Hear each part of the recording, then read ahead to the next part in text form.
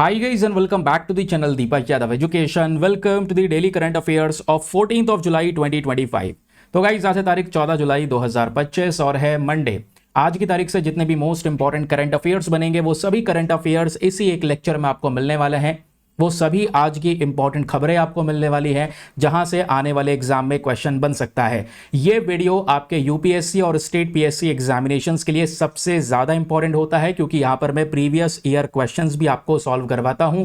पूरा का पूरा कंटेंट आपका सिलेबस के आधार पे होता है, तो यहाँ पे आप टाइम वेस्ट तो बिल्कुल भी करने नहीं आए हैं। अच्छे से चीज़ों को सुनिएगा। और दूसरी बात, रोजाना सुबह आपको 6 बजे ये वीडियो मिल जाता है, तो कोशिश करिए अर्ली मॉर्निंग में यहाँ पर इस वीडियो को देखकर आप खत्म कर दो। ज़्यादा लेंदी नहीं होता, फैक्ट्स बताता चलूंगा क्या लिखना है क्या नहीं लिखना, जिससे आप अपने नोट्स भी क्रिएट कर सकते हैं। फिर ये भी बताता चलूंगा इसमें एग्जाम में कैसे क्वेश्चन बन सकता है या कैसे क्वेश्चन बन चुका है, या अगर पूछा गया है पहले क्वेश्चन तो वो कैसे पूछा गया है।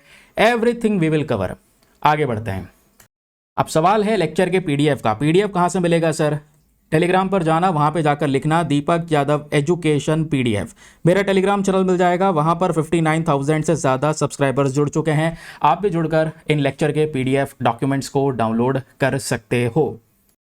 तो चलिए दोस्तों, एक छोटा सा मोटिवेशन, क्योंकि हम वैसे जनरली कोई ज़्यादा मोटिवेशन लेते नहीं हैं, आज एक छोटा सा मोटिवेशन लेते हैं, उसके साथ में लेक्चर की शुरुआत करते हैं। तो सुबह सुबह दोस्तों एक शानदार सा मोटिवेशन की, a little progress each day adds up to the big result. Actually में क्या होता है, चाहे आप एस्पिरेंट की लाइफ देख लो या किसी की भी लाइफ देख लो, हर कोई व्यक्ति क्या चाहता है कि मुझे रातों रात यहाँ पर एक बहुत बड़ी सक्सेस मिल जाए। हम सभी चाहते हैं भाई रातों रात यहाँ पर इतना बड़ा सक्सेस मिल जाए, ये सब कुछ मिल जाए जो भी मैं चाहता हूँ। वो रातों रात तो कभी नहीं होगा, उसमें हर रोज आपको काम करना होगा, क्योंकि आपका जो गोल है वो बहुत बड़ा है, ठीक है, उसको अचीव करना है, ड्रीम्स इतने सारे पूरे करने हैं, फैमिली के ड्रीम्स को पूरा करना है। तो आप याद रखना दोस्तों, ये बड़ी प्रोग्रेस को लेकर ना, जब हम कहते हैं ना कि अचानक से झटके से सक्सेस मिलेगा, वो झटके वाली सक्सेस बेकार है, वो किसी काम की नहीं है, वो आपको गलत कर्मों से मिलेगी। आपको हार्ड वर्क करना है। अगर आपको एक बड़ा प्रोग्रेस चाहिए, रोजाना मेहनत करनी है, डेली बेसिस पे कंसिस्टेंट होकर अपने गोल के प्रति काम करना है। याद रखना, लाइफ में कंसिस्टेंसी इज वेरी इंपॉर्टेंट, क्योंकि लाइफ में अगर आप अपने गोल के प्रति डिसिप्लिन हैं, कंसिस्टेंट हैं, रोज काम कर रहे हैं, मेरा गोल है यूपीएससी क्रैक करना नेक्स्ट ईयर का, मैं रोज पढ़ रहा हूं, इतने घंटे पढ़ रहा हूं, मेरा ये टारगेट है, मुझे इतने घंटे पढ़ना है, और फिर जब वो घंटे मैं पूरे कर लेता हूं तब जाके शाम को मेरा ये डोपामिन हिट होता है, ये खासकर प्लेजर मिलता है कि हाँ यार मैंने गोल आज का पूरा कर लिया है। और ये रोज करना है, और यही कंसिस्टेंसी, यही डिसिप्लिन क्या करता है, ये हमको बहुत ज़्यादा मजबूत करता है, हमारे दिमाग को मजबूत करता है। क्योंकि कहते हैं ना, माइंडसेट इज एवरीथिंग। जो भी हो रहा है वो आपके माइंडसेट की वजह से हो रहा है आपके साथ। माइंडसेट स्ट्रांग है, आपको पता है आप दिमाग को कंट्रोल कर रहे हैं, दिमाग आपको कंट्रोल नहीं कर रहा है। आपने कहा है कि इतने घंटे पढ़ना है तो पढ़ना है, ये मुझे इस समय पर करना है तो करना है, मैं टाइम वेस्ट नहीं करूंगा तो नहीं करूंगा। ये दोस्तों अपने दिमाग को समझाना है। क्योंकि टाइम वेस्ट की जब मैं बात कर रहा हूँ तो आजकल ये जो फ़ोन एडिक्शन है ना, ये बड़ी प्रॉब्लम बन चुका है हम सभी की लाइफ में, ठीक है। तो इससे भी दूर जाना बहुत ही ज़्यादा ज़रूरी है। और ये ऐसा नहीं है कि ये जो एडिक्शंस है ये बहुत भारी है, सर ये हम इन सब चीज़ों को छोड़ नहीं सकते। कैसे नहीं छोड़ सकते, आप हर काम कर सकते हैं। क्योंकि सवाल यह है, क्या आपने कोशिश करी, सच्ची कोशिश, केवल ऊपर ऊपर के मन से कि हाँ यार छोड़ो, एक ही लाइफ तो है, ये कर लें भाई, एक ही लाइफ तो है, एंजॉय तो कर लें। एंजॉय हो जाएगा मेरे दोस्त, और अगर लाइफ सेट हो गई तो एंजॉय और बेहतर तरीके से होगा। एक ही लाइफ तो है, ये सब करने में क्या जा रहा है? तो ये दिमाग हमारा ये गलत चीज़ों पे क्यों लेके जाता है कि एक ही लाइफ है, कर लें तो बढ़िया है। अच्छी चीज़ें भी तो हैं, एक ही लाइफ है तो वो भी तो हम लोग कर सकते हैं ना, समझ रहे हैं। और याद रखिए दोस्तों, जो हमारा अल्टीमेट गोल है वो ये है कि सक्सेस अचानक नहीं मिलती, उस सक्सेस के पीछे आपका कंसिस्टेंसी, आपका डिसिप्लिन, आपका डेली बेसिस का हार्ड वर्क, और जो भी लाइफ में प्रॉब्लम्स हैं वो सबसे डील करना पड़ता है। धीरे धीरे करके अपने आप को इन सब सिचुएशन से निकाल के मजबूत बनाना पड़ता है। अकेले लोन वोल्फ बनना पड़ता है, तब आप आगे बढ़ोगे। और ये जो छोटी छोटी प्रोग्रेस होती हैं जिससे आप डेली बेसिस पे मजबूत हो रहे हैं, इसी से आपको बड़ा परिणाम, बड़ा रिजल्ट, बड़ा गोल हासिल होगा। एक कदम में या एक रात में ये सब चीज़ें नहीं होती हैं। तो अपने आप को पेशेंस के तौर पर आगे बढ़ाना है। याद रखना कि अर्ली सक्सेस कुछ ऐसी चीज़ नहीं होती। आपको ध्यान रखना है, आप को पूरी की पूरी जो फैमिली का स्ट्रक्चर है वो चेंज करना है। आप उसको चेंज करने के लिए यहाँ आए इस समय पर, और आपके हाथ में है ये सारी चीज़ें। लेकिन कोशिश कहाँ पे है? कोशिश है वो सारी की सारी चीज़ जो हम नहीं कर पा रहे हैं। ठीक है, तो क्लियर है? लाइफ में गोल बड़ा रखिए, बड़ा बनने की सोचिए और आगे बढ़िए। जो भी आपको डीमोटिवेट करे, लाइफ में आपको नेगेटिव सोचने पर मजबूत करे, उसको हटाओ जिंदगी से, क्योंकि अल्टीमेटली जैसा सोचोगे वैसा ही आप लोगों को मिलेगा। तो पॉजिटिव सोचो, लाइफ में हर चीज़ पॉजिटिव आपके साथ में होने वाली है। लेकिन वही चीज़ है, धीरे धीरे प्रोग्रेस करना है, बूंद बूंद से सागर बनता है। और कोई भी व्यक्ति ऐसा नहीं है कि पैदा होते ही सब कुछ सीख कर आया है। वो जो भी सीख रहा है, जिसके पास में जो भी टैलेंट है, उसने यहाँ पर इसी दुनिया में सरवाइव करके सीखा है। और अगर वो कर सकता है तो आप भी कर सकते हैं। चलें, बाकी आते हैं दोस्तों वापस से सेशन के ऊपर। ये हो गया आज का हमारा सबसे पहला जो आर्टिकल का थंबनेल वगैरह वो मैंने आपको दिखाया। हमारे न्यूज़पेपर में काफ़ी सारे सोर्सेज के आज टॉपिक हैं जहाँ से लिटरली एग्जामिनेशन में क्वेश्चन बनने के चांसेस बहुत ज़्यादा है। ये टॉपिक हमारा न्यू इंडियन एक्सप्रेस का है और ये आर्टिकल दोस्तों जीएस पेपर नंबर 3 एनवायरमेंट का है। नोट्स बना रहे हैं तो हेडिंग लिखना और आगे जीएस पेपर लिख देना, या जिस भी जीएस पेपर के पार्ट्स आपने डिवाइड कर रखे हैं तो एनवायरमेंट वाले सेक्शन में ऐड कर सकते हैं, जहाँ पर भी आप स्पीशीज़ के नोट्स बना रहे हो। तो एक स्पीशी चर्चाओं में है जिसको हम बोलते हैं लाफिंग डव। अब ये डव चर्चाओं में है तो डव से आपको पता चल चुका है कि ये भैया एक चिड़िया की प्रजाति है, बर्ड की स्पीशी है। तो ये जो बर्ड की स्पीशी है ना, ये रिसेंटली दिखाई पड़ी है दोस्तों कहाँ पर? तमिलनाडु के अंदर नागमलई फॉरेस्ट में। और ये जो बर्ड की स्पीशी है, खास बात यह है क्योंकि ये एक पर्टिकुलर कंडीशन से गुजरी है जिसको बोलते हैं ल्यूसिज्म। तो ये ल्यूसिज्म से यहाँ पर कह सकते हैं कि गुजरी हुई एक प्रजाति है। पार्शली वाइट है, थोड़ा सा इसका वाइट कलर आपको देखने को मिलेगा, क्योंकि मैं आपको आगे बताऊंगा ल्यूसिज्म क्या होता है। आपने एल्बिनिज्म का नाम सुना होगा, मेलेनिज्म का नाम सुना होगा, ल्यूसिज्म का सुना होगा। नहीं सुना है तो मैं आपको बताऊंगा। इससे क्या होता है, ल्यूसिज्म वाली कंडीशन में या एल्बिनिज्म वाली कंडीशन में हमारे बॉडी का जो कलर होता है, पिगमेंटेशन, वो उड़ जाता है या पिगमेंटेशन कम होता है। पर्याप्त मात्रा में ना होने की वजह से बॉडी का कलर सफ़ेद पड़ने लगता है। ये एनिमल्स में भी यहाँ पर आपको ज़्यादातर देखने को मिल जाता है। आपने मेलेनिज्म का कॉन्सेप्ट देखा होगा, ठीक है, मेलेनिज्म जिसमें ये मेलेनिन बहुत ज़्यादा होता है, उसका कलर बहुत ज़्यादा डार्क हो जाता है। तो ऐसे ही हम लोग एनिमल की स्पीशी में जब बात करते हैं तो जो टाइगर्स वगैरह हो गए है ना, टाइगर्स पे जो ब्लैक कलर की धारियाँ होती हैं, ब्लैक पट्टी होती हैं, तो कई बार टाइगर के अंदर मेलेनिज्म बहुत ज़्यादा होता है, जिसकी वजह से वो पूरा जो धारियाँ हैं बहुत चौड़ी हो जाती हैं, वो ब्लैक टाइगर बन जाता है। समझ रहे हैं? आगे हम इसके बारे में समझेंगे। तो ये जो बर्ड है ये लाफिंग डव है, अभी के समय पर चर्चाओं में है। लाफिंग डव बर्ड कुछ इस प्रकार से दिखाई देती है। ऊपर इसका पिंक कलर का हेड आपको नजर आएगा, थोड़े फर नजर आएंगे। जो अंडर पार्ट इसका नजर आता है, निचला हिस्सा, ये थोड़ा सा येलोइश वाइट कलर का देखने को मिलता है। रेड कलर के यहाँ पर इसके पैर आपको देखने को मिलेंगे। समझ गए? तो ये तो हमने बर्ड की स्पीशी देख ली है सर कैसी दिखाई पड़ती है। और मैंने आपको बताया कि जो बर्ड की स्पीशी रिसेंटली देखने को मिली है तमिलनाडु के अंदर में, वो ल्यूसिज्म के थ्रू गुजरी है। ल्यूसिज्म मतलब जो बॉडी का कलर होता है, पिगमेंटेशन, इसका थोड़ा सा लॉस हो जाना, यानी थोड़ा सा वाइट कलर्स में आपको ये देखने को मिल जाती है। और ल्यूसिज्म में किसी के आंखों पे कोई असर नहीं पड़ता, जबकि एल्बिनिज्म वाली कंडीशन होती है, वहाँ पे कलर पूरी तरह से वाइट हो जाता है, क्योंकि बॉडी में मेलेनिन की कमी हो जाती है। जब मेलेनिन कम हो जाता है तो उसको बोलते हैं एल्बिनिज्म वाली कंडीशन, क्योंकि मेलेनिन कम हो गया है तो बॉडी वाइट हो जाती है। White hair, skin white, eyes भी इवन वाइट हो जाती हैं। और मेलेनिन अगर बॉडी में ज़्यादा हो जाएगा तो डार्क फर हो जाएगा, डार्क स्किन हो जाएगी, या आईज वगैरह बहुत ज़्यादा डार्क हमको देखने को मिलती हैं। इसको बोलते हैं मेलेनिज्म। तो एल्बिनिज्म, मेलेनिज्म एंड ल्यूसिज्म बीच की कंडीशन आती है कि जो पिगमेंटेशन है वो थोड़ा सा लॉस होता है, पार्शियल लॉस होता है, पूरी तरह से खत्म नहीं होता। जबकि एल्बिनिज्म में मेलेनिन पूरी तरह से समाप्त हो जाता है, ल्यूसिज्म में पार्शियल लॉस होता है। समझ गए? तो ये बर्ड्स में इस तरीके की कंडीशन देखने को मिली, जिसकी वजह से ये लाफिंग डव चर्चाओं में है। और अब आपको एग्जामिनेशन के लिए पता चल गया है सर हमारे लिए कहाँ पे काम में आएगा। पहली चीज़ तो हमने न्यूज़ को जान लिया कि न्यूज़ क्या है, ल्यूसिज्म वगैरह ये सब कुछ क्या है, हाथों हाथ जान लिया। लाफिंग डव का साइंटिफिक नेम है स्पेलोपेलिया सेनेगेलेंसिस। अब साइंटिफिक नेम इतना एग्जाम में पूछता नहीं है, उसके अलावा जो नीचे नाम दिए गए ना ये ज़्यादा इंपॉर्टेंट है। लाफिंग डव को हम लाफिंग टर्टल डव भी कहते हैं, टर्टल डव। आप समझ रहे हैं? क्वेश्चन बन जाएगा कि बताओ रिसेंटली लाफिंग टर्टल डव चर्चाओं में है, ये किसकी प्रजाति है? क्या कोई टर्टल की, टॉर्टोइस की स्पीशी है या बर्ड्स की स्पीशी है? तो सिंपल सा है भाई, बर्ड्स की स्पीशी है। लेकिन जिसने नहीं पढ़ा होगा वो क्या लगा के आएगा कि हाँ टर्टल लिखा है तो टर्टल की ही प्रजाति होगी भाई ये। अभी मैं आपको दिखाऊंगा ऐसे क्वेश्चन। फिर पाम डव भी इसको बोलते हैं, सेनेगल डव भी बोलते हैं, या लिटिल ब्राउन डव भी बोलते हैं। दोस्तों ऐसे नाम आपको लाइन से फट फट दे दिए जाएंगे और पूछा जाएगा सीधा कि बताओ ये प्रजातियां किस चीज़ की प्रजातियां हैं। ठीक है, तो ये बर्ड्स की प्रजातियां हैं, ठीक है। तो ये दोस्तों लाफिंग डव के ही बेसिकली अलग अलग नाम हैं, याद रखिएगा। और इसका आईयूसीएन स्टेटस क्या है? Least concern. लीस्ट कंसर्न मतलब क्या होता है? ये प्रजाति ज़्यादा खतरे में नहीं है, इसकी अच्छी खासी जो आबादी है वो करेंट समय पर प्रेजेंट है। नेक्स्ट क्वेश्चन जो आप लोगों से किसी प्रजाति के बारे में पूछा जाता है वो है इसका ज्योग्राफिकल डिस्ट्रीब्यूशन, यानी ये प्रजाति कहाँ कहाँ पर पाई जाती है। सबसे पहले ये लाफिंग डव सब सहारन अफ्रीका में देखने को मिलता है। दूसरा, मिडिल ईस्ट के अंदर सऊदी अरेबिया, ईरान और अफगानिस्तान में भी प्रजाति है। तीसरा, इंडिया और पाकिस्तान में भी देखने को मिलता है। अब ये क्वेश्चन कैसे पूछेगा? क्वेश्चन पूछेगा कि लाफिंग डव क्या केवल और केवल भारत में पाई जाने वाली प्रजाति है? आप कहोगे नहीं भाई, क्योंकि इसकी प्रजाति मिडिल ईस्ट में भी है, पाकिस्तान में भी है। बाकी इसको जो लोगों ने इंट्रोड्यूस किया है, वेस्टर्न ऑस्ट्रेलिया में लोग लेकर गए, तुर्की, यूएई, इजराइल, लेबनान, सीरिया, यहाँ पे लोगों के थ्रू ये प्रजाति पहुंचती है।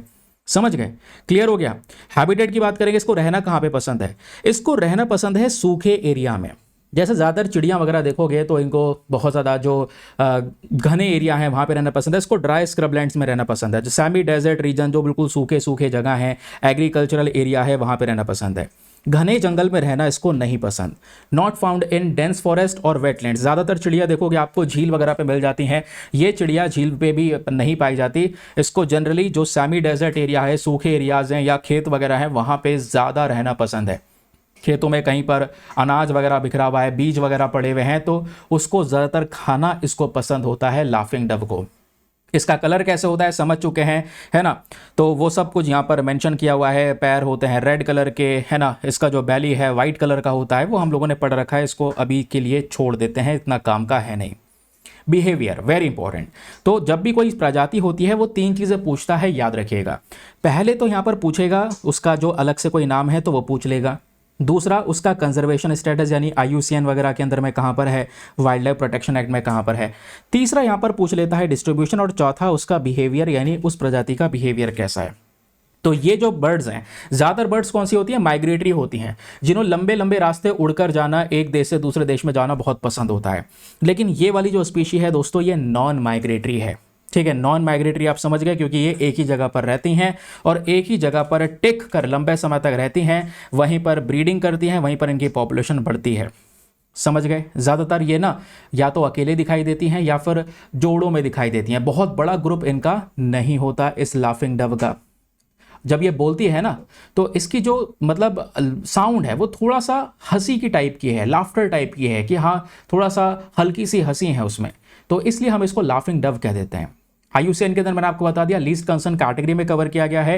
एंड लीस्ट कंसर्न कैटेगरी में कवर करने का मतलब ज़्यादा कोई खतरा नहीं है इस प्रजाति को, तो परेशान होने वाली बात नहीं है। लेकिन अगर हम ज़्यादा इसका शिकार वगैरह करते हैं या मारते हैं या इसका जो हैबिटेशन है वो ख़त्म कर देते हैं, तो फिर परेशानी पड़ सकती है। समझ गए? तो ये लाफिंग डव के बारे में जो भी इंफॉर्मेशन है उसके आधार पे अब आपके सामने एक प्रैक्टिस क्वेश्चन है। फटाफट अपने कमेंट सेक्शंस ओपन करो, सभी लोग क्वेश्चन नंबर 1 डालो, इसका उत्तर लिखो। जितने भी क्वेश्चन पूरे लेक्चर में मैं आप सभी लोगों से पूछूंगा उसके आंसर्स आपने बताने हैं सारे के सारे, और लास्ट में बताना है सर मेरा ये क्वेश्चन सही हुआ, ये गलत हुआ। अपना स्कोर लिखना है डेली बेसिस पे, क्योंकि ये छोटी छोटी चीज़ें आपको लंबे समय तक याद रखने में मदद करेंगी, आपको बड़ी सक्सेस दिला सकती हैं। ठीक है, तो यहां पर जो क्वेश्चन आपके सामने प्रेजेंट है ये रहा हमारा कंप्लीट क्वेश्चन।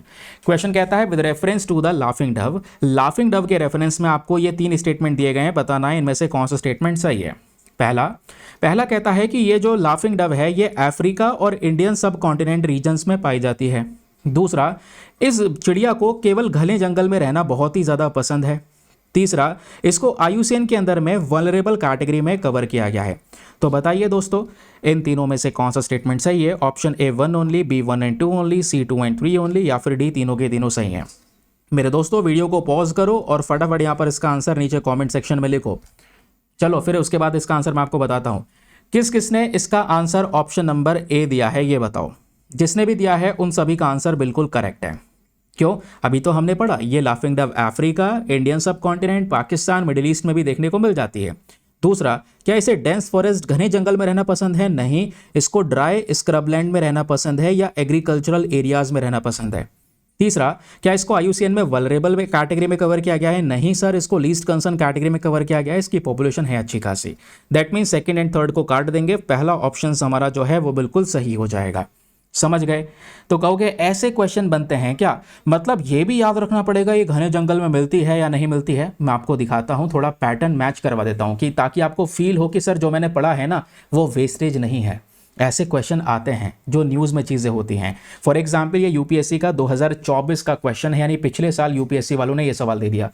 यहाँ पे कुछ ऑर्गेनिज्म के नाम दिए गए हैं, किकाड़ा, फ्रॉग हॉपर, पॉन्ड स्कैटर, ये नाम दिए गए। पूछा गया ये क्या है बताओ दोस्तों, क्या ये बर्ड्स हैं, क्या ये मछलियां हैं, क्या ये कीड़े हैं या रेप्टाइल्स हैं? तो सही उत्तर क्या है? ऑप्शन नंबर सी, ये इंसेक्ट्स हैं सारे के सारे। तो ये इंसेक्ट्स की स्पीशीज हैं, याद रखिएगा। फिर कहोगे मतलब एक ही बार तो पूछ लिया, एक बार पढ़ने पे क्या हमें ये पढ़ना पड़ेगा? नहीं, ये ऐसा ही क्वेश्चन 2020 में भी यूपीएससी ने पूछा, 2020 में भी पूछा गया है।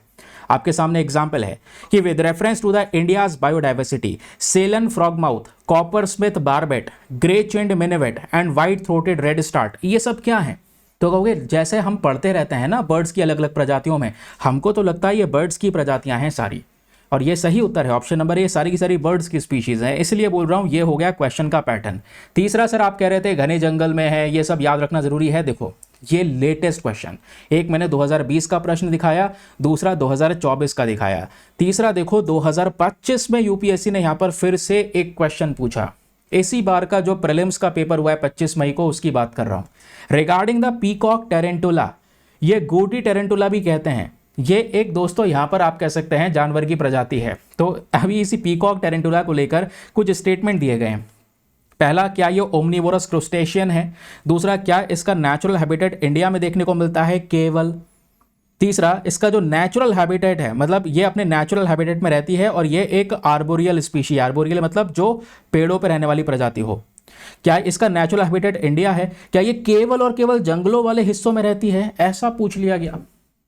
ठीक है, इस बार क्वेश्चन पूछा गया। आप कहोगे सर ये पीकॉक के बारे में तो पूछा गया, भाई कोई मोर होगा चर्चाओं में? नहीं, ये पीकॉक टेरेंटुला एक प्रकार का स्पाइडर है, मकड़ी है दोस्तों। ठीक है, मकड़ी की प्रजाति को लेकर प्रश्न है। इसलिए मैंने बोला वो जो लाफिंग टर्टल डव है ना, ये नाम थोड़े डिफरेंट है, याद रखिएगा कि वो किस चीज की प्रजाति है। पीकॉक टेरेंटुला एक स्पाइडर है, एक मकड़ी है। इसका जो करेक्ट आंसर है वो है option number D. Second and third statement सही है, बट पहला वाला गलत है। क्यों? क्योंकि जब भी आप मकड़ियों के बारे में पढ़ते हैं तो मकड़ी जो है वो क्रुस्टेशियन नहीं होती, मकड़ी क्रुस्टेशियन नहीं होती। ठीक है, तो ये ओमनीवोरस भी नहीं है, ये कार्निवोरस प्रेडेटर है, छोटे छोटे कीड़ों को यहाँ पर ये खाने का काम करती है। समझ गए? क्रुस्टेशियन वाली जो साइट होती है ना, क्रुस्टेशियन के अंदर में जो क्रैब होते हैं, केकड़े, लॉबस्टर, उनको कवर किया जाता है। जो मकड़ी है ये कौन सी स्पीशी होती है? ये आर्केनिड होती है। समझ गए? तो ये क्वेश्चन यहाँ पर 2025 का है। आई होप आपको मज़ेदार तरीके से पूरा मामला समझ में आ चुका है। चलें दोस्तों, अब इतना समझ में आ गया है तो मेक श्योर करो वीडियो पे लाइक का बटन है यार, प्रेस कर दिया करो। एक सपोर्ट चाहिए, 2000 लाइक्स का टारगेट होता है, आप लोग पहुंचा सकते हैं उस बात को। अगला टॉपिक ये भी आपके इंडियन एक्सप्रेस में पब्लिश हुआ 11 जुलाई को, 12 जुलाई को, 13 जुलाई को। तीनों दिन लगातार चर्चाएं हो रही हैं, द हिंदू में भी चर्चाएं हो रही हैं, हमने अभी तक डिस्कस नहीं किया है। फाइनली डिस्कस करेंगे अबाउट द जोनल काउंसिल। तो हमारे होम मिनिस्टर अमित शाह जी का स्टेटमेंट है कि जोनल काउंसिल्स जो हैं, ये जोनल काउंसिल भारत के लिए इंजन्स ऑफ कोऑपरेशन बन चुका है। इंजन्स ऑफ कोऑपरेशन मतलब इस जोनल काउंसिल के माध्यम से हमारी अलग अलग सरकारें, राज्य सरकारें, केंद्र सरकारें आपस में मिलकर बड़े मामलों को रिजॉल्व कर पाती हैं। बड़े मुद्दे में कोई मुद्दा फंस रहा है तो उसको डील कर पाती हैं, वो यहाँ पर डिस्कशन हुआ। अब मैं भारत में जोनल काउंसिल्स की जब भी बात करता हूँ, अभी हम समझेंगे दोस्तों इसका क्या इंपॉर्टेंट रोल है, जोनल काउंसिल क्या होते हैं, इनका वर्किंग प्रोसेस क्या होता है। तो भारत में टोटल 5 जोनल काउंसिल्स आपको देखने को मिल जाते हैं। Northern zonal council, central zonal council, western zonal council and southern zonal council. ये जितने भी जोनल काउंसिल हैं, let's say example western zonal council है तो इसमें महाराष्ट्र है, गोवा है, ठीक है, उसके अलावा यहाँ पर गुजरात है। जितनी भी यहाँ पर ये स्टेट्स, यूनियन टेरिटरीज उस रीजन में आएंगी वो उस वेस्टर्न जोनल काउंसिल में कवर होंगी। तो ये काउंसिल्स हमने बांटे हैं। 5वां काउंसिल हो गया ईस्टर्न काउंसिल। कहोगे हमें नॉर्थ ईस्टर्न काउंसिल भी तो दिख रहा है, तो आप क्यों कह रहे हैं कि 5 जोनल काउंसिल है? जोनल काउंसिल 5 ही हैं, लेकिन नॉर्थ ईस्टर्न काउंसिल एक सेपरेट काउंसिल है, उसको अलग से काउंट किया जाता है, जिसको लेकर भी पिछले साल 2024 में यूपीएससी ने क्वेश्चन पूछा नॉर्थ ईस्टर्न काउंसिल के बारे में। याद आ रहा होगा, नहीं याद है डोंट वरी, समझाने के लिए मैं तैयार हूं, आगे पढ़ेंगे आराम से। तो जोनल काउंसिल्स देश में 5 हैं, अलग अलग जगहों पे, याद रखिएगा, और अलग अलग डिपार्टमेंट्स में। जैसे जो नॉर्दर्न जोनल काउंसिल है, इसका हेडक्वार्टर न्यू दिल्ली में है। सेंट्रल जोनल काउंसिल का हेडक्वार्टर इलाहाबाद में है। कोलकाता जोनल काउंसिल का ईस्टर्न जोनल काउंसिल का हेडक्वार्टर कोलकाता में है। वेस्टर्न जोनल काउंसिल का मुंबई में है। सदर्न जोनल काउंसिल का चेन्नई में हेडक्वार्टर आपको देखने को मिलेगा। तो ये 5 जोनल काउंसिल्स आपके सामने प्रेजेंट है। समझ गए मेरी बात को? हेडक्वार्टर्स कहां पर हैं इसको भी याद रखिएगा। तो इसमें एक काउंसिल के अंदर, फॉर एग्जांपल सेंट्रल काउंसिल में, सेंट्रल काउंसिल के जितने भी राज्य आपको देखने को मिलेंगे, जितने भी राज्य आपको देखने को मिल जाते हैं इसके अंदर में, उन सब राज्यों के बीच में कोई अगर विवाद है तो इस काउंसिल की मीटिंग के तहत, बैठक के तहत इस पूरे मामले को डिस्कस किया जाता है। वही बात हमारे होम मिनिस्टर अमित शाह जी यहां पर यह कहते हैं कि जोनल काउंसिल करंट समय पर, यानी कि उनकी सरकार के अंडर में ज़्यादा बेहतरीन काम कर रहा है। जो पिछली गवर्नमेंट थी तब इतना बेहतरीन तरीके से काम नहीं करता था, इतनी समस्याओं को रिजॉल्व नहीं किया जाता था। ये कहते हैं आज zonal council engine of cooperation बन चुका है, जहां पे सभी राज्य मिलकर काम कर रहे हैं और 83% जो इश्यूज हैं, जो समस्याएं हैं, वो इन मीटिंग्स में डिस्कस की जाती हैं। किसी 2 राज्यों में पानी को लेकर विवाद है, वो उस काउंसिल में बैठकर मीटिंग में निपटा लेते हैं भाई। तो यह है जोनल काउंसिल का मेन पर्पस। आई होप आपको यह न्यूज़ समझ में आ चुका है। जोनल काउंसिल का कॉन्सेप्ट अभी भी आपको गड़बड़ा रहा होगा, वो मैं आपको डिटेल्स प्रोवाइड करवा रहा हूं, इसको ध्यान से सुनना। अब दोस्तों आपको पता होगा कि जब बॉडीज की बात करते हैं तो हमारे पास में 2 प्रकार की अलग अलग संस्थान होती हैं, बॉडीज होती हैं। एक बॉडी होती है स्टैच्यूटरी बॉडी। स्टैच्यूटरी बॉडीज वो बॉडीज होती हैं जिसको एक एक्ट ऑफ पार्लियामेंट के माध्यम से बनाया जाता है, कानून के जरिए बनाया जाता है। तो जोनल काउंसिल भी हमारी स्टैच्यूटरीज बॉडी है, याद रखिएगा, जिनको एक्ट ऑफ पार्लियामेंट के थ्रू बनाया गया है। दूसरी होती हैं कॉन्स्टिट्यूशनल बॉडीज। कॉन्स्टिट्यूशनल बॉडीज, जिसको हम हिंदी में संवैधानिक बॉडी कहते हैं, जिसके बारे में संविधान में लिखा होता है। तो ये जोनल काउंसिल के बारे में संविधान में नहीं लिखा है। These are only statutory bodies, याद रखिए, लेकिन लीगल एडवाइजरी बॉडीज हैं। इनका मेन काम होता है एडवाइज करना अलग अलग राज्यों के बीच में, या मान लो किसी राज्य सरकार या केंद्र सरकार के बीच में विवाद है, या किसी आपस में 2 राज्य सरकारों का बीच का विवाद है, तो इस विवाद को भाई वहीं पर मिलकर निपटा लिया जाता है कि हम मिलकर काम करेंगे, फेडरलिज्म को प्रमोट करेंगे, कोऑर्डिनेशन के साथ काम करेंगे, डेवलपमेंट पे काम करेंगे। ये मेन पर्पस होता है जोनल काउंसिल का। तो क्वेश्चन यह है, सर कॉन्सेप्ट तो बड़ा सुंदर सा है, बड़ा अच्छा सा है, लाया कौन है जोनल काउंसिल का कॉन्सेप्ट? ये लाया गया था भारत के पहले प्रधानमंत्री जवाहरलाल नेहरू जी के थ्रू 1956 में। और आपने बोला सर ये एक्ट ऑफ पार्लियामेंट के थ्रू बनाया गया क्योंकि स्टैच्यूटरी बॉडी है। जी बिल्कुल। वो कौन सा एक्ट था सर जी? तो वो था स्टेट रीऑर्गेनाइजेशन एक्ट 1956। तो इसी पर्टिकुलर एक्ट के तहत दोस्तों, या इसी एक्ट के अंडर में हमारा जोनल काउंसिल का कॉन्सेप्ट आता है। That means zonal councils are the statutory bodies, not the constitutional body. तो ये संवैधानिक बॉडी नहीं है, स्टैच्यूटरी बॉडी है। इनका केवल और केवल मेन पर्पस है एडवाइस का काम करना। फंक्शन ही इनका एडवाइजरी फंक्शन है कि भाई ये समस्या है, हम आपको ये एडवाइस कर रहे हैं, इस तरीके से आप अपने मामले को सुलझा सकते हैं। दोनों राज्य तैयार हो गए, काम खत्म। जो विवाद चल रहा था मुद्दा, वहां कॉपरेशन से मामला निपट गया। समझ रहे हैं? तो ये इनकी बैठक होती है। तो जो जोनल काउंसिल्स के मेन ऑब्जेक्टिव होते हैं, किसी 2 राज्यों के बीच में विवाद है या राज्य और केंद्र सरकार के बीच का विवाद है, इस विवाद को आराम से डील करना। 2 राज्यों के बॉर्डर का विवाद है, भाषा को लेकर कोई समस्या है, इकोनॉमिक को लेकर कोई प्लानिंग करनी है, सिक्योरिटी को लेकर कोई समस्या है, इंफ्रास्ट्रक्चर डेवलपमेंट को लेकर कोई समस्या है, ये सारी की सारी समस्याएं हम लोग क्या करते हैं, जोनल काउंसिल्स में ही डील कर लेते हैं। इससे क्या होता है, संघवाद का जो ढांचा है ना, जो एक प्राइमरी फीचर है फेडरलिज्म हमारे कॉन्स्टिट्यूशन का, ये कोऑपरेटिव फेडरलिज्म को मजबूत करता है जोनल काउंसिल, क्योंकि हम आपस में एक दूसरे के साथ मिलकर काम कर रहे होते हैं। अलग अलग पावर्स हैं फिर भी साथ मिलकर काम कर रहे हैं। तो ये ऑब्जेक्टिव है जोनल काउंसिल का। तो सर हमारे देश में आज 5 जोनल काउंसिल्स हैं जिसके बारे में ऑलरेडी हमने डिस्कस किया। सबसे पहले नॉर्दर्न जोनल काउंसिल, आपसे पूछ लेगा वो नॉर्दर्न जोनल काउंसिल में कौन कौन सा स्टेट और यूनियन टेरिटरीज आते हैं। तो नॉर्दर्न जोनल काउंसिल में आपका हरियाणा हो गया, हिमाचल प्रदेश हो गया, जम्मू कश्मीर हो गया, लद्दाख हो गया, पंजाब, राजस्थान, दिल्ली और चंडीगढ़ हो गया। ये नॉर्दर्न जोनल काउंसिल में है। इनके बीच का कोई विवाद है, नॉर्दर्न जोनल काउंसिल में डिस्कस कर लिया जाएगा। सेंट्रल जोनल काउंसिल में आता है छत्तीसगढ़, उत्तराखंड, उत्तर प्रदेश, मध्य प्रदेश, जो सब आपस में बॉर्डर्स को शेयर करते हैं। ईस्टर्न जोनल काउंसिल में हमारा बिहार हो गया, झारखंड हो गया, उड़ीसा हो गया और वेस्ट बंगाल हो गया। देन वेस्टर्न जोनल काउंसिल में हमारा गोवा हो गया, गुजरात हो गया, महाराष्ट्र, दमन एंड दीव, दादर नागर हवेली हो गया। सदर्न के अंदर में आंध्र प्रदेश, तेलंगाना, कर्नाटका, केरला, तमिलनाडु और पुडुचेरी आ गया। तो सर कहोगे ये सब तो हमें समझ में आ गया, ये 5 जोनल काउंसिल हैं। ठीक है सर, समझ में आ गया 5 जोनल काउंसिल हैं, लेकिन अलग से कहोगे इसमें कहीं पर भी नॉर्थ ईस्टर्न स्टेट नहीं नजर आ रहे हैं। तो मैंने आपको वो बात पहले बता दिया कि सर नॉर्थ ईस्टर्न स्टेट्स के लिए अलग काउंसिल बनाया गया है, which is north eastern council, वो अलग है एंड ये 5 जोनल काउंसिल्स अलग हैं।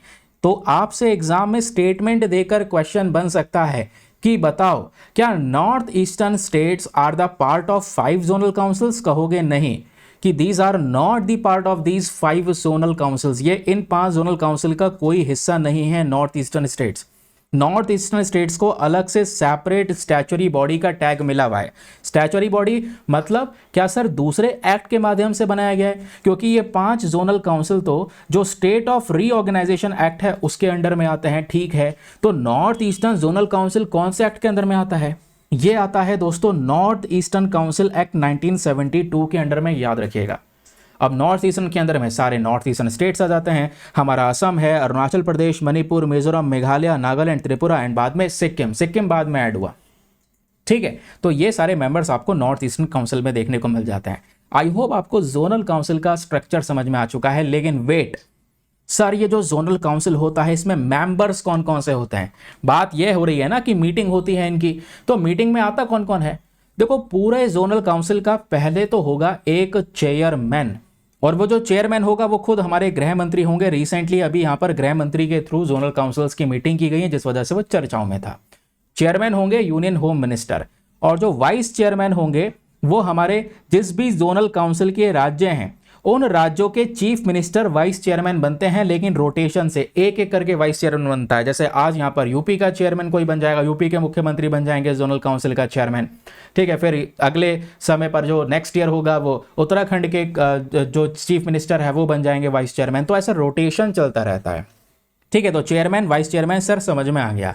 मेंबर्स, सदस्य कौन कौन होते हैं?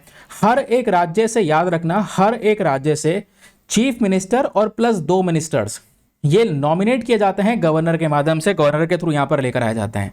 2 मेंबर्स यूनियन टेरिटरी से आते हैं। यूनियन टेरिटरी से कोई चीफ मिनिस्टर तो होता नहीं है, कुछ कुछ यूनियन टेरिटरीज में होता है जिसके पास में लेजिस्लेटिव काउंसिल है। एग्जाम्पल हो गया दिल्ली, है ना। तो ज़्यादातर यूनियन टेरिटरीज वो है ना जो हमारी सेंट्रल गवर्नमेंट में आ रही हैं। तो उन यूनियन टेरिटरीज से 2 मेंबर्स आते हैं, बाकी राज्यों से 2 मिनिस्टर्स और 1 चीफ मिनिस्टर, इन सबको यहाँ पर रखा जाता है। ये सारे के सारे मेंबर्स होते हैं। ठीक है, बाकी स्टैंडिंग कमेटी होती है इसकी। तो स्टैंडिंग कमेटी में जितने भी हमारे मेंबर स्टेट यानी राज्य हैं उनके चीफ सेक्रेटरीज भी प्रेजेंट होते हैं। फिर नीति आयोग और सेंट्रल जो मिनिस्ट्रीज होती हैं केंद्र सरकार के अंदर में, अलग अलग मंत्रालय, उनके भी ऑफिसर को स्पेशली इन्वाइट किया जाता है। वो डिपेंड करता है कौन से मुद्दे को डिस्कस कर रहे हैं, उस मुद्दे के हिसाब से उस मंत्रालय के मंत्री को बुलाया जाता है। तो ये बात हो गई हमारे जोनल काउंसिल के बारे में। जोनल काउंसिल के फंक्शंस भी आप समझ गए। इसका मेन और प्राइमरी फंक्शन है एडवाइस करना। और एडवाइस किस पर करता है? कोई 2 राज्यों के बीच में ट्रांसपोर्ट का विवाद है, पानी को लेकर, रिवर का, कोई नदी का पानी को लेकर विवाद है, वो डिस्कस कर लिया जाता है। इकोनॉमिक सोशल प्लानिंग, कोई 2 राज्यों के बीच में क्राइम का इशू है, बॉर्डर सिक्योरिटी का इशू है, एनवायरमेंटल इशू है, भाषा की समस्या, एजुकेशनल पॉलिसीज़ की समस्या है, वो सब डिस्कस की जाती हैं इन जोनल काउंसिल्स में। And the utmost important point क्या है कि ये जोनल काउंसिल केवल और केवल एडवाइजरी हैं। क्वेश्चन बन सकता है आपसे, क्या एडवाइस जो जोनल काउंसिल देगा वो बाइंडिंग नेचर की होती हैं? क्या ये सभी को माननी पड़ेंगी? नहीं, these are not in the binding nature. ये बाइंडिंग नेचर की नहीं है। ये मर्जी है कि राज्य सरकारें अलग अलग मानती हैं इस बात को या नहीं मानती हैं। जोनल काउंसिल का केवल और केवल पर्पस है एडवाइस करना। That's it. ये हो गया जोनल काउंसिल का पूरा मैटर समाप्त। देखो, ये यूपीएससी का क्वेश्चन है 2024 का। ये डिफरेंट है। डिफरेंट इसलिए है क्योंकि ये टॉपिक में हमें जोनल काउंसिल डिस्कस करना था, तो मैंने आपको जोनल काउंसिल के मेंबर्स वगैरह बताए। लेकिन 2024 में आपसे नॉर्थ ईस्टर्न काउंसिल के बारे में क्वेश्चन पूछा गया था कि नॉर्थ ईस्टर्न काउंसिल को नॉर्थ ईस्टर्न एक्ट 1971 के थ्रू बनाया गया है। ठीक है, उसको लेकर ये 4 स्टेटमेंट से बताओ, चारों में से कौन सा स्टेटमेंट सही है। पहला स्टेटमेंट कहता है कि जो नॉर्थ ईस्टर्न काउंसिल होता है इसको चेयर करते हैं governor of the constituent state. दूसरा, chief minister of the constituent state, यानी कि इसमें मेंबर्स जो हैं नॉर्थ ईस्टर्न काउंसिल में, एक गवर्नर होंगे, दूसरे चीफ मिनिस्टर होंगे। बाकी यहाँ पर आप देख पाओगे इन राज्यों में से तीन तीन मेंबर्स होंगे जिसको भारत के राष्ट्रपति नॉमिनेट करेंगे। लास्ट में होम मिनिस्टर ऑफ इंडिया होंगे। तो होम मिनिस्टर ऑफ इंडिया जो गृह मंत्री हैं वो दोस्तों इसका हिस्सा नहीं होते, क्योंकि गृह मंत्री की चेयरमैनशिप किसके पास है? गृह मंत्री जोनल काउंसिल की चेयरमैनशिप संभालते हैं। नॉर्थ ईस्टर्न काउंसिल का जो ऑलरेडी एडमिनिस्ट्रेशन है वो हमारे होम मिनिस्टर के पास में आता है, लेकिन नॉर्थ ईस्टर्न काउंसिल का जो एक मेन सदस्य के तौर पे अगर आप लोग देखोगे कि इस काउंसिल का हिस्सा होता है होम मिनिस्टर, नहीं, इस काउंसिल का हिस्सा नहीं होता। दैट मीन्स ऊपर के तीनों स्टेटमेंट सही हैं हमारे। ऑप्शन नंबर ए करेक्ट हो जाएगा, 1, 2 एंड 3 ओनली याद रखिएगा। तो नॉर्थ ईस्टर्न काउंसिल के बारे में समझ गए। 2002 का जो अमेंडमेंट हुआ इस काउंसिल के बाद में, इस काउंसिल में बहुत सारी चीज़ें ऐड करी गई। तो इस काउंसिल में कौन कौन से मेंबर्स हैं याद रखिए। नॉर्थ ईस्टर्न काउंसिल में जितने भी नॉर्थ ईस्टर्न राज्य हैं उनके गवर्नर हैं, उनके चीफ मिनिस्टर हैं, बाकी 3 और मेंबर्स होते हैं जिसको प्रेसिडेंट नॉमिनेट करते हैं। होम मिनिस्टर इसका हिस्सा नहीं होते हैं। क्यों? क्योंकि ministry of home affairs direct इनका एडमिनिस्ट्रेटिव वर्क को संभालता है नॉर्थ ईस्टर्न काउंसिल का, बट कोई इसका कंपोजिशन का हिस्सा नहीं होता है, ये आपको याद रखना है। ये क्वेश्चन था दोस्तों 2024 का। इसी टाइप से या इसी प्रकार का प्रश्न 2023 में पूछा गया। क्योंकि मैंने आपको क्या बताया सर, जोनल काउंसिल कौन सी बॉडी है? स्टैचुअरी बॉडी है, कॉन्स्टिट्यूशनल बॉडी नहीं है। सवाल देखो, अलग अलग बॉडीज के नाम दे दिए गए।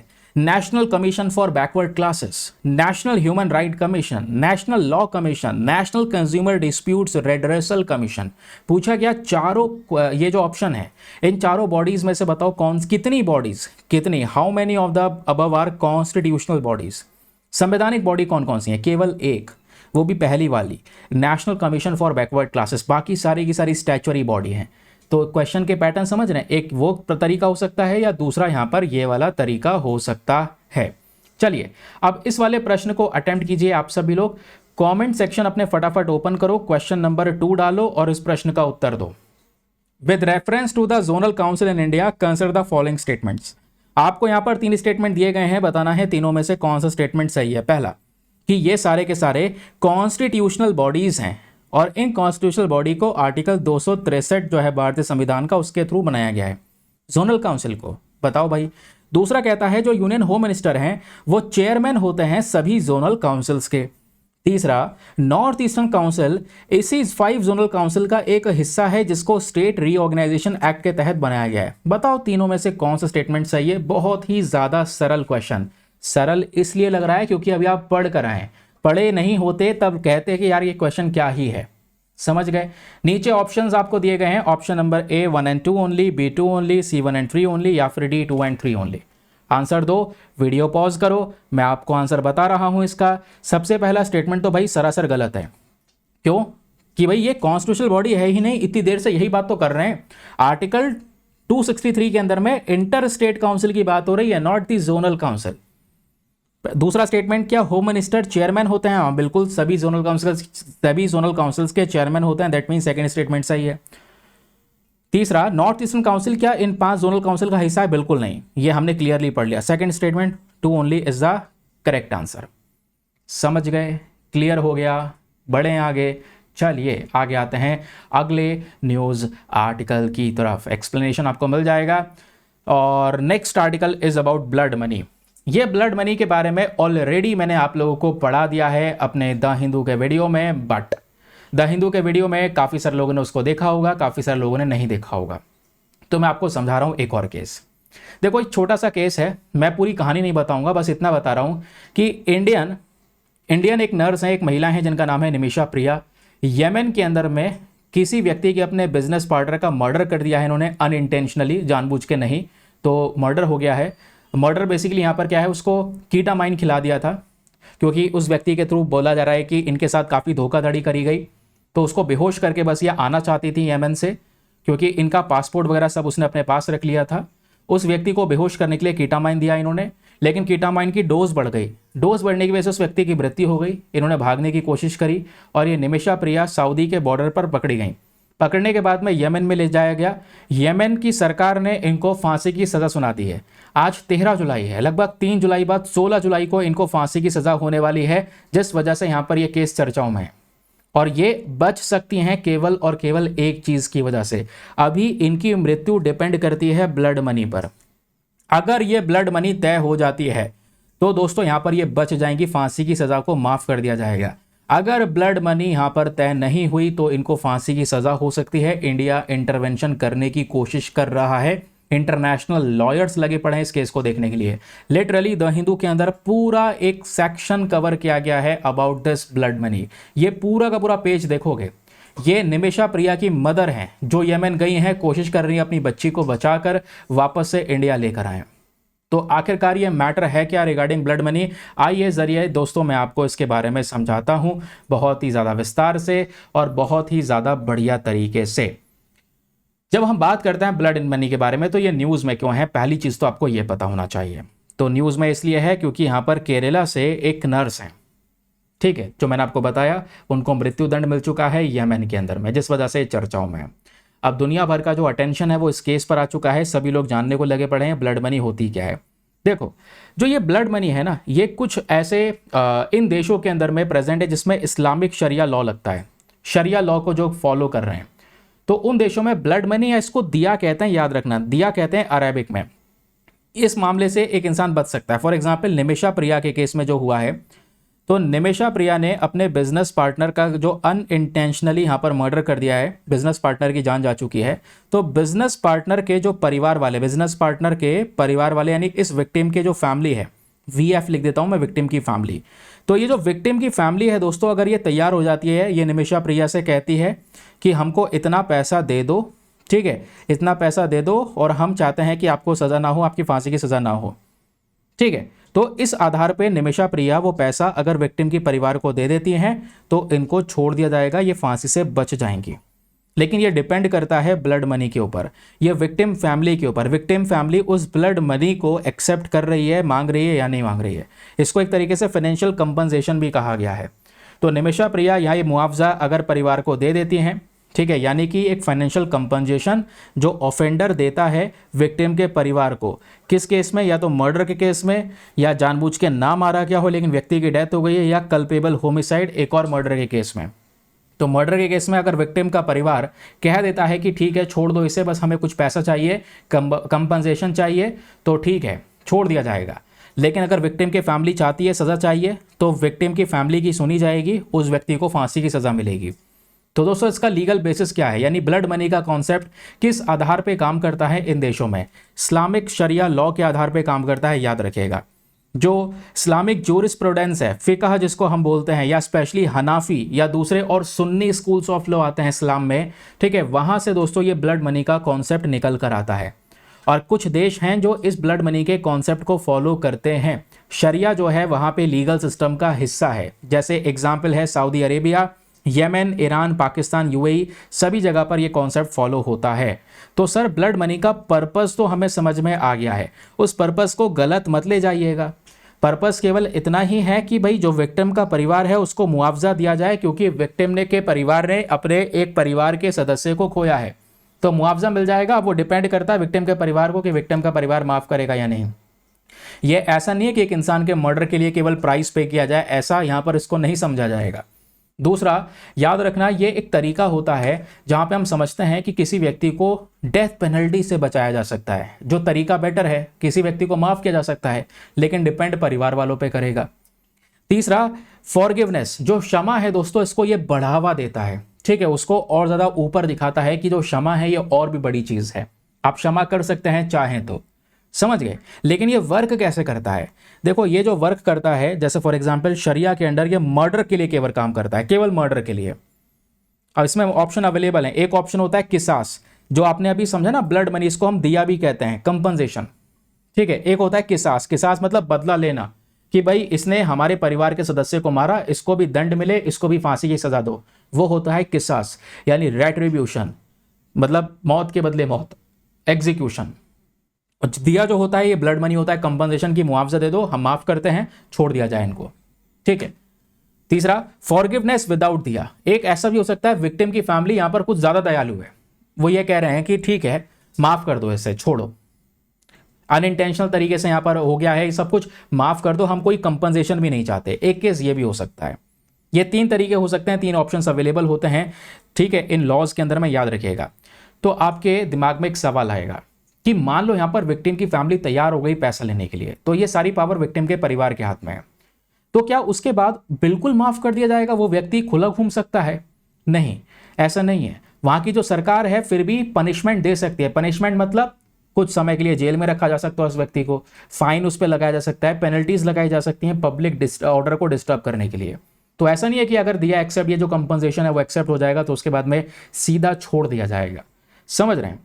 अब इसके एग्जाम्पल्स ऑफ एप्लीकेशन क्या क्या है? फॉर एग्जाम्पल सऊदी अरेबिया में भी दिया जाता है। Saudi Arabia, Pakistan, Iran, Yemen, UAE, यहाँ सभी जगह पर ये कंपनसेशन फॉलो होता है, याद रखिए।